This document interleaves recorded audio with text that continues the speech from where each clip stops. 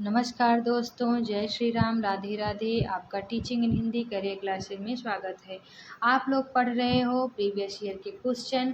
अभी तक आप लोगों ने ज्ञान श्रेय शाखा, प्रेम मार्गी शाखा, राम भक्ति काव्यधारा के अंतर्गत जितने भी क्वेश्चन थे आपने पढ़ा।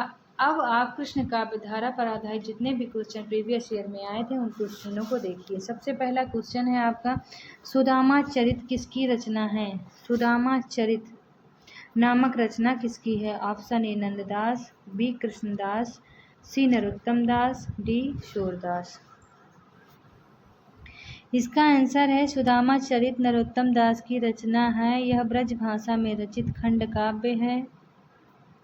सुदामा चरित के संबंध में शुक्ल जी ने कहा है, यद्यपि यह छोटा है पर इसकी रचना बहुत ही सरस और हृदय ग्रहणी है और कवि के भावुकता का परिचय देती है। भाषा भी बहुत परिमार्जित और व्यवस्थित है। नरोत्तम दास जी द्वारा रचित अन्य ग्रंथ हैं ध्रुव चरित्र, नाम संकीर्तन, विचार माला। तो ऑप्शन सी सही हो जाएगा, नरोत्तम दास। ठीक है। नेक्स्ट क्वेश्चन है, निम्नलिखित में से अष्टछाप के कवि नहीं हैं? ए सूरदास, बी नंददास, सी रैदास, डी कुंभनदास। कौन अष्टछाप के 8 कवियों के अंतर्गत नहीं आते हैं? आपको ऑप्शन देख के ही पता लग जाएगी कि रैदास जो हैं ये नहीं आते। ठीक है, तो ऑप्शन सी रैदास सही हो जाएगा। आज रैदास अष्टछाप के कवि नहीं है। रैदास भक्ति काल के अंतर्गत ज्ञान श्रेय शाखा के संत कवि हैं। गोस्वामी विठलनाथ ने 1565 ईस्वी में 4 वल्लभाचार्य और 4 अपने शिष्यों को मिलाकर अष्टछाप की स्थापना की थी। वल्लभाचार्य के कुल 84 तथा विठलनाथ के 252 शिष्य थे। अष्टछाप के प्रमुख कवि हैं कुंभनदास, सूरदास, परमानंद दास, कृष्णदास, गोविंद स्वामी, छीत स्वामी, चतुर्भुजदास, नंददास। कुंभनदास प्रथम अष्टछापी कवि थे। ये जाति के क्षत्रिय थे। विठलनाथ ने सूरदास को पुष्टि मार्ग का जहाज कहा था। परमानंद ने परमासागर, दान लीला, ध्रुव चरित जैसे ग्रंथों की रचना की। नंददास को जड़िया कहा जाता था। नेक्स्ट क्वेश्चन है, स्वामी हरिदास द्वारा परिवर्तित संप्रदाय है। Option A Radha Ballabh, B Sakhi, C Nimbarka, D इनमें से कोई नहीं। इसका आंसर है स्वामी हरिदास द्वारा परिवर्तित संप्रदाय सखी संप्रदाय है। क्या है?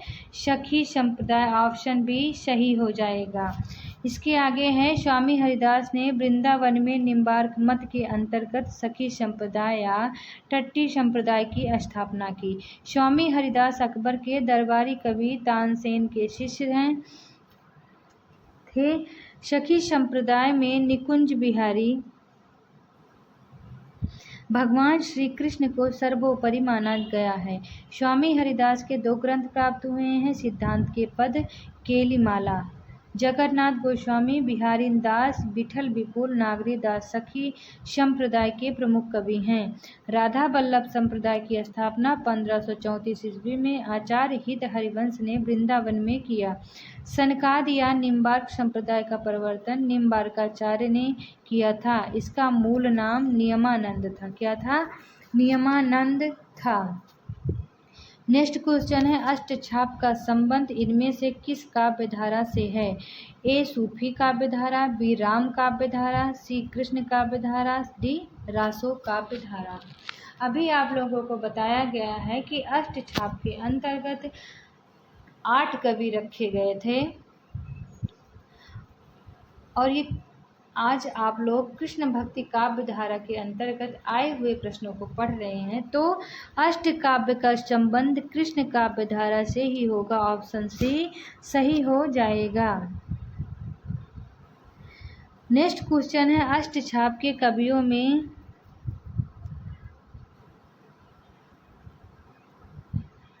अष्टछाप के कवियों में किनमें पिता पुत्र का संबंध था? पिता और पुत्र का संबंध किसमें था?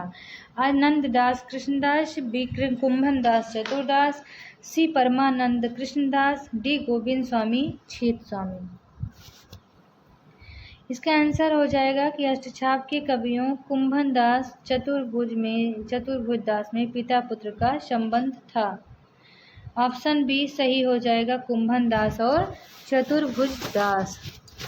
अष्टछाप की स्थापना वल्लभाचार्य के पुत्र विट्ठलनाथ ने किया था। किसने किया था?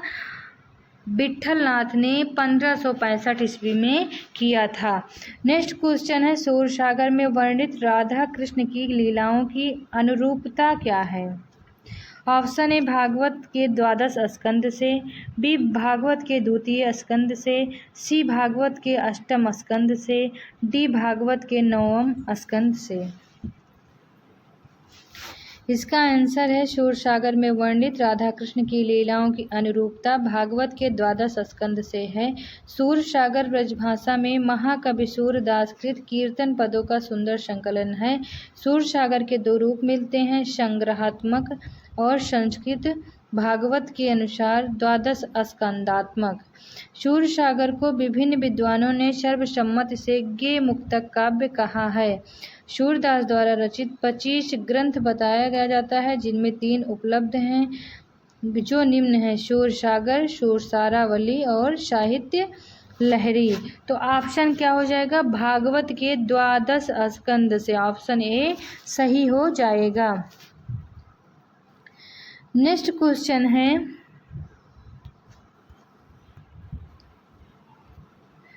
भक्तिकालीन रस सिद्धांत विषयक ग्रंथ है। रस सिद्धांत विषयक भक्तिकालीन ग्रंथ कौन सा है? ऑप्शन ए रस प्रबोध, बी रस मंजरी, सी रस रहस्य, डी रस रंग।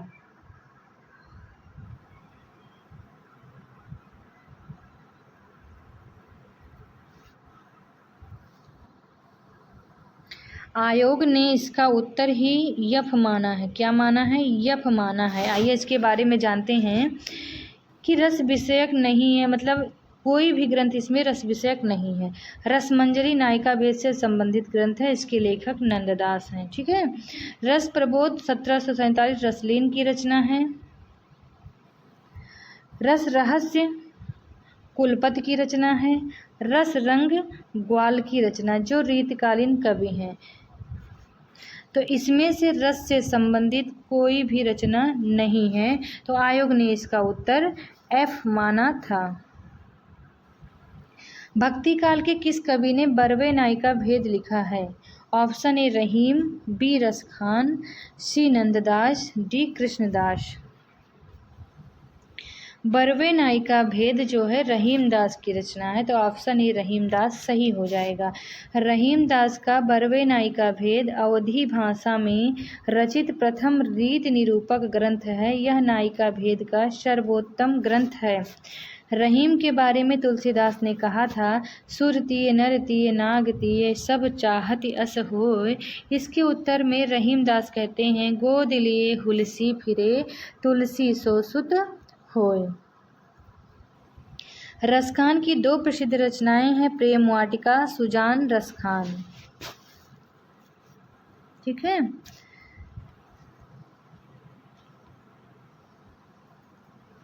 इसके आगे नंददास की रचनाएं हैं, रास पंचाध्यायी, रास मंजरी, अनेकार्थ मंजरी, श्याम सगाई आदि। नंददास अष्टछाप के कवियों में से एक तथा विट्ठलनाथ के शिष्य थे।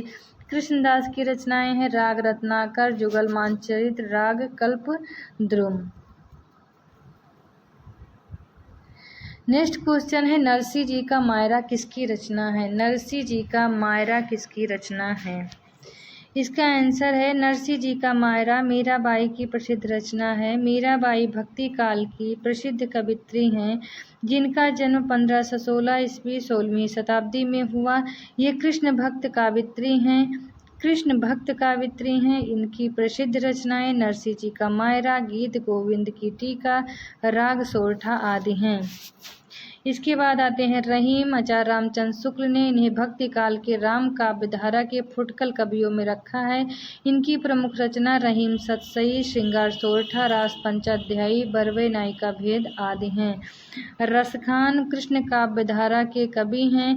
ये सवैये के लिए प्रसिद्ध हैं। इनकी प्रमुख रचनाएं हैं प्रेम वाटिका, दान लीला, अष्टयाम, सुजान और रसखान।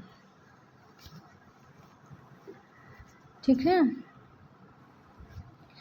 नेक्स्ट क्वेश्चन है मदनाष्टक इनमें से किसकी रचना है? Option A Nanddas, B Gang, C Dhruvdas, D Rahimdas. इसका आंसर है मदनाष्टक रहीमदास की रचना है, तो ऑप्शन डी सही हो जाएगा। किसकी रचना है? रहीमदास जी की रचना है। मदनाष्टक संस्कृत और हिंदी खड़ी बोली की मिश्रित शैली में रचित कीर्ति है। इसका वर्ण विषय भगवान श्री कृष्ण की रास लीला है।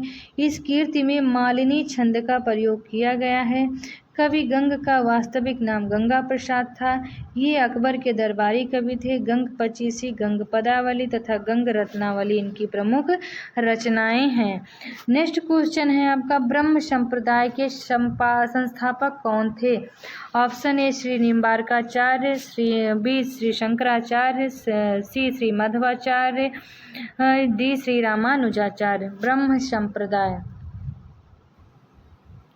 इसका आंसर हो जाएगा ब्रह्म संप्रदाय के संस्थापक श्री माधवाचार्य हैं, जो द्वैताद्वैत ये सिद्धांत द्वैताद्वैत के नाम से भी प्रसिद्ध है।